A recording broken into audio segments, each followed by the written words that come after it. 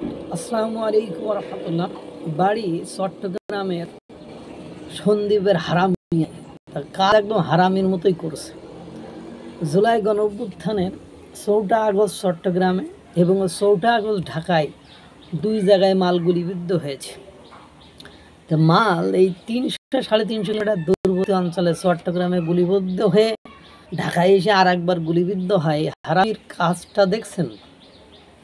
এই হারামি কী করেছে জানেন? যে চট্টগ্রামে যে মামলা করেছে সেখানে 167 জনের নামে মামলা দিয়েছে। এই হারামি ওই 167 জনের নামে মামলা দিয়েছে, তার মধ্যে বড় বড় ব্যবসায়ী, সমাজসেবী, অরাজনৈতিক ব্যক্তিবর্গের নাম আছে, বিত্তশালী।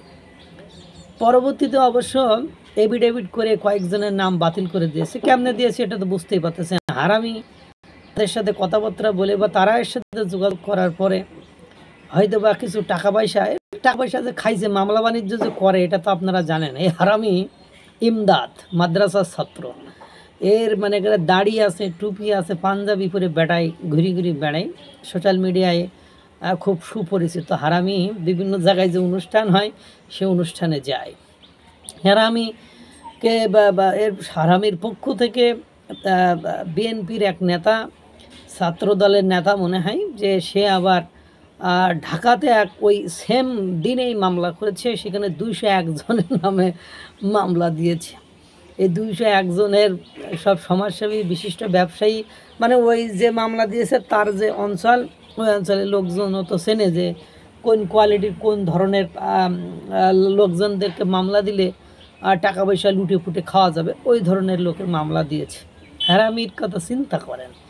পাওয়ারা ব্যাটার্নি নিয়ে মামলা করেছে। পরবর্তীতে কালের কণ্ঠ সংবাদ মাধ্যম তার সাথে যোগাযোগ করার চেষ্টা করলে হারামি যোগাযোগ করি নাই। ও হারামি মানে ওই ইমদাদ হারামি, মাদ্রাসা ছাত্র হারামি, মানে হারামি অঞ্চলে বলেন, হারামি যোগাযোগ করি নাই, কোনো বক্তব্য দেই নাই। পরবর্তীতে বিএনপির যে নেতা মামলা করেছিল তার সাথে যোগাযোগ করলে গাই সে আমাকে পাওয়ার অফ অ্যাটর্নি দিয়েছে, আমি তার পক্ষ থেকে মামলা করেছি। সে যদি পরবর্তীতে অন্য জায়গায় মামলা দেয় তা আমি কী করব? প্রথম কথা, এটা নিয়ে মানবাধিকারের যে আইনজীবী আছে তারা বলছে এটা মামলা বাণিজ্য করার জন্য, হয়রান করার জন্য, বিশিষ্ট ব্যবসায়ী, সমাজসেবী, অরাজনৈতিক ব্যক্তিবর্গের কাছ থেকে টাকা পয়সা খাওয়ার জন্য এটা করেছে। পুলিশ বলছে আমরা তদন্ত করেছি, এটা দেখছি, যদি ভুল প্রমাণিত হয় তাহলে তার বিরুদ্ধে আবার উল্টো মামলা হবে, তাকে জেল হাজতে যেতে হবে। তা চিন্তা করেন, জুলাই গণঅভ্যুত্থানের ডক্টর আসিফ নজরুল সাহেব গতকালই স্বীকার করেছে যে সাধারণ জনগণ এই মামলাগুলো করছে, মামলা বাণিজ্য চলছে, আমরা ব্যর্থ, আমরা এটা কোনোভাবে নিয়ন্ত্রণ করতে পারছি না, তদন্ত করার কথা বলেছে। পুলিশ যতক্ষণ সচেতন না হবে ততক্ষণ পর্যন্ত ইত্যাদি ইত্যাদি ইত্যাদি। এটা রাজনৈতিক বক্তব্য টাইপের, রাজনৈতিক নেতারা এই ধরনের বক্তব্য দেয়। তা জুলাই গণঅভ্যুত্থানে এই যে 167, ওরে বেড়ার পুলিশ গুলি মারছে, পুলিশে 167 জনের ব্যবসায়ী, এলাকার ব্যবসায়ীর নামে মামলা হয় কীভাবে? এটা তো বলদও বোঝে।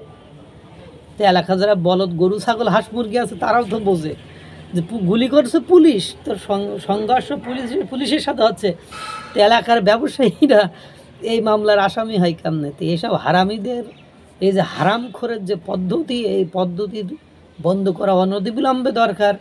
নাহলে দেশ খুব দ্রুতই এই হারামখোরদের কারণে এই মানে সাধারণ জনগণ ভুগতে ভুগতে এক সময় তারাও যুদ্ধের ঘোষণা দিয়ে বসবে।